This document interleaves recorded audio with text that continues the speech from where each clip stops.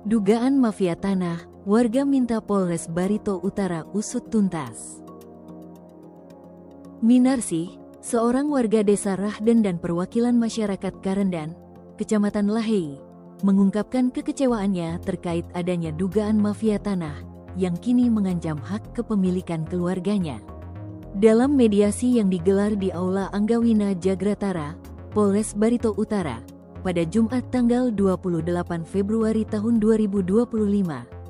Mediasi yang diprakarsai oleh Polres Barito Utara ini dihadiri oleh berbagai pihak terkait, seperti Sekretaris Tim PKS, Bapak Rustam selaku perwakilan manajemen PT Nusa Perdana Resources, Camat Lahei, dan Ramil, Kapolsek Lahei, serta sejumlah kelompok warga yang mengklaim sebagai pemilik tanah yang tengah dipermasalahkan.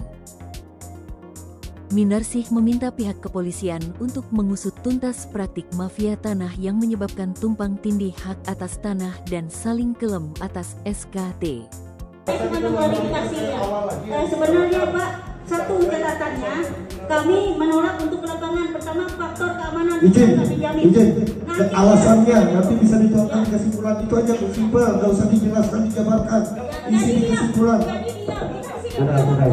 Sudah. Minarsih di depan pimpinan rapat, Polsek Lahei, dan yang mewakili Polres, meminta agar bisa mengusut mafia tanah ini. Mereka butuh keterbukaan, jangan ada yang ditutupi. Kepala desa terdahulu membuat surat tanah keluarga besar kami dan Kades yang baru juga membuat surat tanah. Maka saling kaku dan memaku, jelas Minarsih. Tak hanya itu, Minarsih juga mengungkapkan kekhawatirannya karena beberapa pihak telah mulai menduduki tanah tersebut tanpa izin.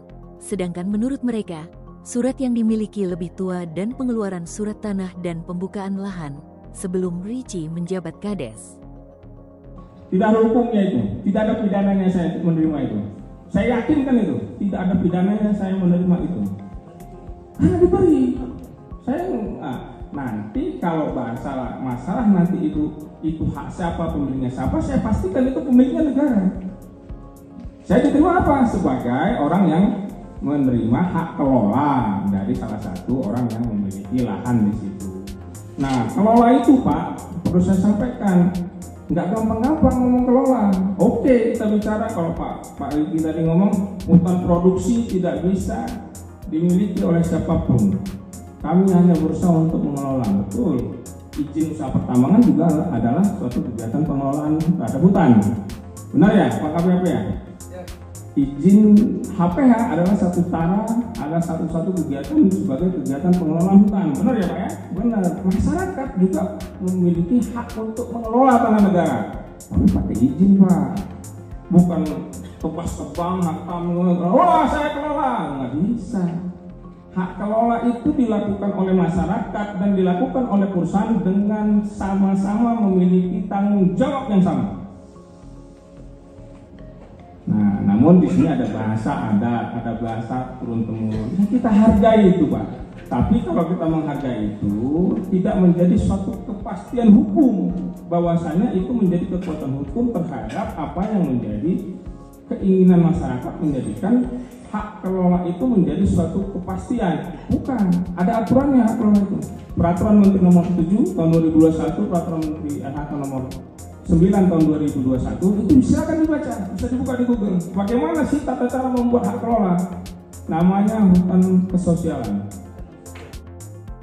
Rici, Kepala Desa Karendan di daerah Sungai Putih, juga menyampaikan hak kelola dari kelompok mereka. Dan secara tidak langsung surat tanah, Rici yang tanda tangan SKT sebagai kepala desa di masa pemerintahannya. Perwakilan manajemen PT Nusa Perdana Resources, Bapak Rustam yang hadir dalam mediasi tersebut enggan memberikan komentar terkait pertanyaan yang diajukan oleh beberapa awak media. Dari Barito Utara, Provinsi Kalimantan Tengah, Ramli, kontributor Channel 7 TV melaporkan.